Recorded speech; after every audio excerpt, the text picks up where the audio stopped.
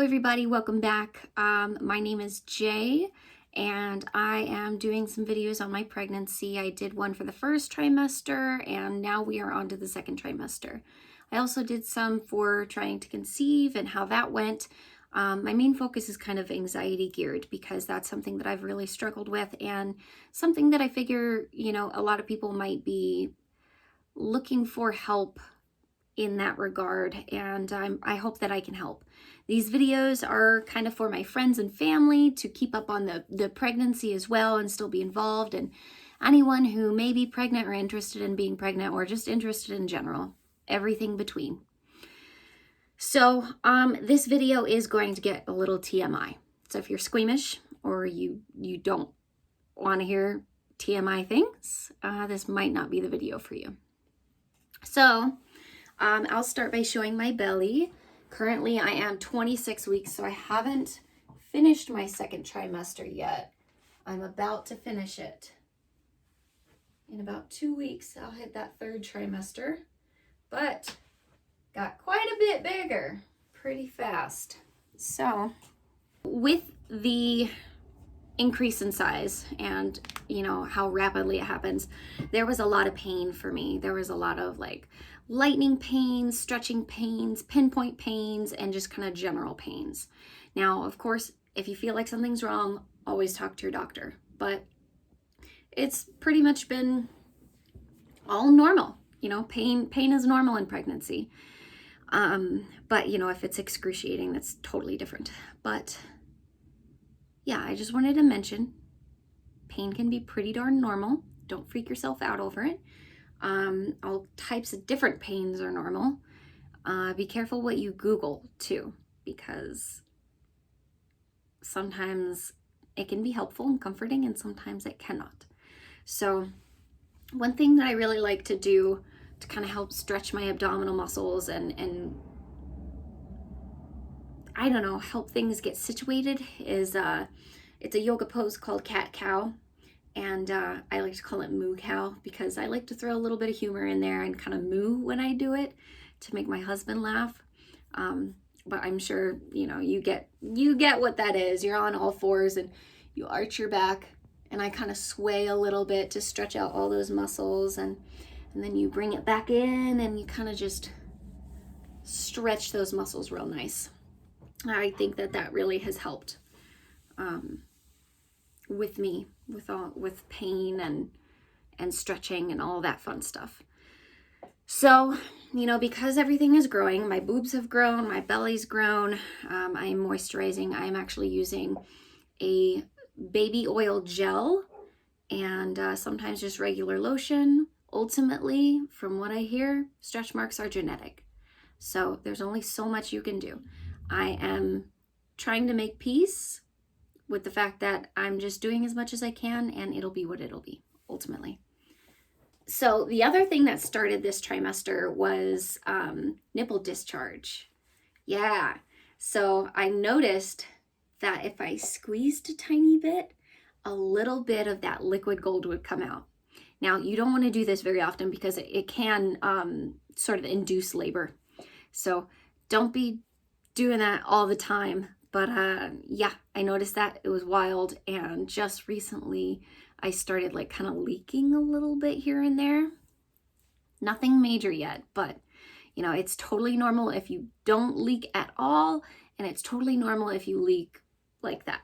So, of course, if you have questions, talk to your doctor. But I just wanted to mention that because that was kind of part of what happened with me. So, hicks has been amazing. I was actually worried that it was going to be like an overstimulation thing and that I was going to get, I don't want to say annoyed because that sounds really bad. I was worried that I was going to be bothered by all of the commotion and all of the discomfort and stuff. And yeah, some of them are not very comfortable, but I'm not worried by it, surprisingly. So yeah, no, it's been wonderful. It's really, really comforting. When they move, they're pretty good in there. They're still active and everything, and you want to I think you want to start counting kicks at the 3rd trimester. So 28 weeks is when you want to like really make sure that they're continually moving. But every time he moves, I feel comforted. And it's like he's talking to me. I think I first felt a movement around 16 weeks. And he likes to kind of press out, and I don't know if it's his shoulder or his butt or his head or what, but middle of the night, I think it was 2 a.m. or 3 a.m., I felt a pressure that like pressed out. And so I went to go feel, and I felt a lump, and I was like, oh my God, babe, wake up, wake up. I can feel the baby. And he shot up and he felt too, and he got to feel his baby for the first time too. It was pretty momentous, but it was wonderful. So at first it was more like pressures for me. I could feel his little body, but I didn't really feel kicks until a little later. Another thing that happens a lot in pregnancy is congestion. And for that, I would suggest trying some Vicks vapor rub. I like to just kind of touch it to my nose here, and that really kind of helps to constrict the blood vessels back down.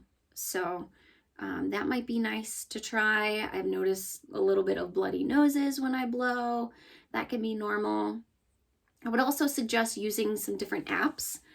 Signing up to different apps. I haven't really logged into the apps. What I mostly use them for is the weekly email updates. That's really, really nice. It's kind of like a little present every Friday for me. When I turn over to that next week, I get maybe about 4 or 5 emails that each have different information. Like it tells me, oh, the baby can hear this week, or the baby is this size. And I really, really liked that. And that's kind of helped with kind of knowing what to expect and in a dosed way, you know, because when you're pregnant, or when you become pregnant, or you're planning to become pregnant, there is so much information out there, and it can be so overwhelming.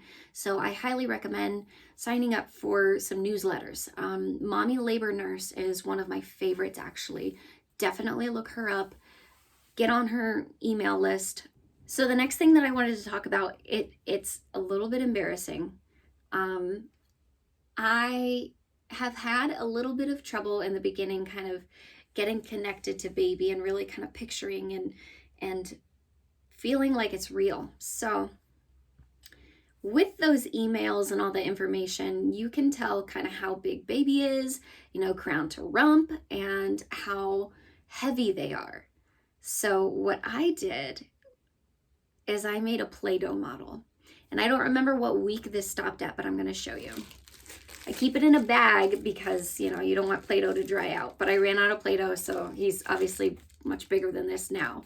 But this really helped me to kind of visualize, and I could hold my baby in a sense. And, you know, you could put it on a scale and weigh it and make the weight accurate. And, you know, this would be crown to rump, so he would have little arms and legs. And it just helped me, so maybe it'll help someone else. So the next thing I want to talk about is sleeping. A pregnancy pillow is a must. I've had a pregnancy pillow far before I became pregnant. I'm a very spoiled sleeper, but it's so much a must. I have one that goes around like this, so I can flip to side. And you know, you're not allowed to lay flat on your back when you get to a certain point in pregnancy. But you know, there comes a point you can't lay flat on your stomach either. What really, really helps is if this is my pillow and I have this side like between my legs, I have this side wedged behind my back right here to kind of angle me so that I'm not flat on my back, but I'm angled, and that support really, really, really helps. So I highly, highly, highly recommend a pregnancy pillow. I've also experienced a little bit of pregnancy insomnia, which is totally normal. Some nights I'm just wide awake, and I think that it's really important to not get super frustrated about it, because it is what it is. And one mentality that really helps me is accepting that fact, and just accepting that I'm still resting. Even though I'm not asleep, my body is resting. And I try to just enjoy being in bed and enjoy resting. So that might help. The next thing I want to talk about is hunger. Oh my goodness, I have never been so hungry in my life. I get so frustrated because I will eat my dinner and then I'll go to bed and I can't sleep because I'm hungry. And I already brushed my teeth. That is so frustrating to me. Make sure that you take extra good care of your teeth because your teeth are extra vulnerable when you're pregnant. But what I really, really like is I like to drink milk sometimes. I drink cow's milk, I drink whole milk. Sometimes that's enough to just kind of, just take the edge off. Milk has a lot of calories. That's very nice for me because I need the extra calories. My best friend had gotten me these from the beginning, Heavenly Hunks. These are from Costco. These are like 110 calories per piece. So if you need some calories, here you go. And it's these are gluten-free and some other good stuff. They're vegan as well. But chocolate, oatmeal, stays in your stomach pretty nicely. So those are really, really nice. And then I also like these little microwavable like mashed potatoes because that's really nice and heavy in your stomach too. And it's just yummy. Just yummy. But crackers are good. I like little graham crackers. Those are really nice. Applesauce helps. Apples and peanut butter is a really good snack. And then moving off of food and onto the lower part of the digestion, I have noticed that I can kind of feel my colon. So when your uterus and your baby is pressing on everything and kind of shifting things out of the way, I can feel my colon even more. And that was something that I had never heard anyone say before. I was kind of unprepared for that. In the earlier parts of this trimester, I would be laying on one side and I tried to kind of flip over quickly and lay on the other side, and that was not going to work. That did not feel good. I had to kind of move slowly and kind of adjust my guts in a way. So be warned of that. Also, what I did not expect at all is bowel movement pain. So, they all tell you about hemorrhoids and constipation and all that fun stuff, but what I didn't know would happen was if my fecal matter moved into the right position where I'm about to deliver that fecal matter, I'm pretty sure it presses up against my cervix in a way that sends some shooting pains. And the first time it happened, I was really scared because it was so bad that I couldn't move, but it was momentarily. You may hear my dog playing out there. She got a new toy from her vet. But anyway, I was frozen and I was like, ah! It hurt so bad. And then it passed. And then I went straight to the bathroom and I did my duty. And that was that. So I totally didn't expect that to happen. And that happens, once in a while now still. Something that also comes with pregnancy is constipation. And that is something that I have been kind of struggling with.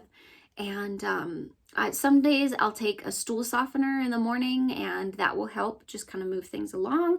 Some days I will eat prunes. Now, prunes can be dangerous. Be careful with your prune intake. I keep my bag of prunes in the freezer so that they don't go bad too fast. And start with just 2 little pieces because those things can wreck your world. I don't know from personal experience because I learned beforehand from other people, but I'm telling you now, be very careful with those prunes, but they can really help. And I feel that it's nice to kind of do that naturally. So now, on the other hand, peeing is a big pregnancy topic as well. That's been a pain. Yeah, I had a very small bladder to begin with. And, when your uterus is pressing on your bladder, sometimes you can't empty all the way. And it's really, really frustrating. And that's kind of what leads to going to the bathroom constantly. So I have seen a tip that you should use the squatty potty, which I highly recommend no matter what. I love the squatty potty. But use that to put your knees kind of up as much as you can and out. So put those chonies around those ankles and put those knees out. That will be an easier position to try to void as much as you can.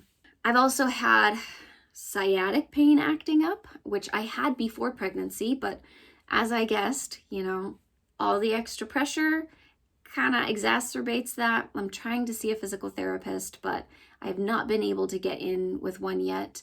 One thing that really helps is a heating pad or a heated blanket. Those are so nice for relaxing all your muscles. Just wrap yourself in a heated blanket.